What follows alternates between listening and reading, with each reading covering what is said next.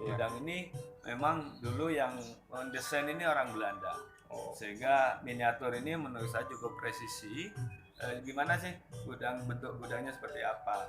Ini adalah gudang pengering yang memang tembakau Jember itu tidak dikeringkan di bawah sinar matahari, tapi dikeringkan dalam gudang ini dengan memainkan proses suhu dan kelembapannya.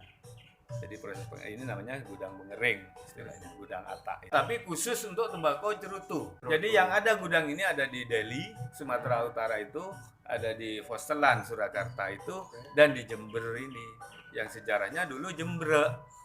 Belanda menemukan Jember ini karena tanahnya yang subur dan berair.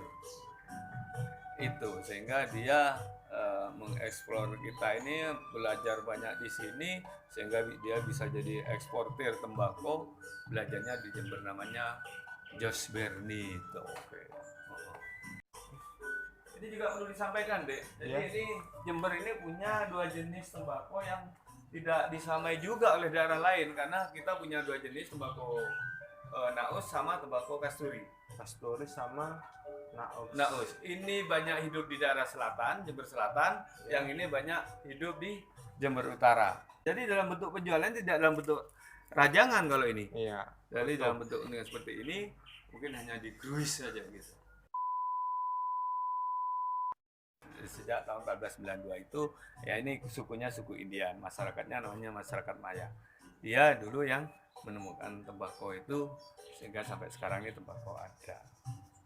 Yang dieksplor maksudnya ya, yang mengeksplor sehingga tembakau itu dikenal di mana-mana. Karena yang bawa dulu Columbus ini, yang bawa kepada beberapa negara yang bisa didalami tembakau, termasuk Indonesia.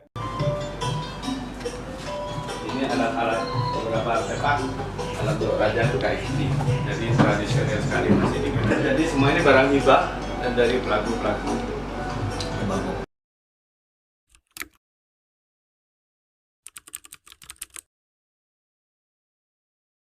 Ini salah satu pelengkap deh, ornamen yang memang melengkapi museum ini. Sehingga ternyata dampaknya tembakau itu tidak hanya untuk rokok, juga sekarang para kaum ibu-ibu atau IKM sudah terinspirasi gimana sih kita kalau juga punya ikon batik daun tembakau. Ini adalah goalnya kita masuk di museum tembakau, diversifikasi produknya. Ternyata tembakau itu tidak hanya untuk rokok dan cerutu. Sisi positifnya ini, Dek.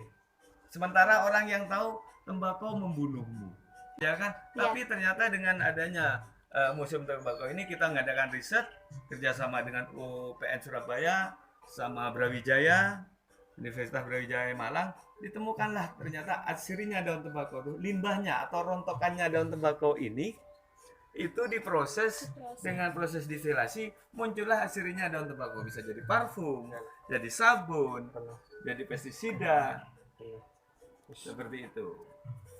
Jadi bio oil, jadi berikan dan banyak lagi. Ini tugas kita ke depan.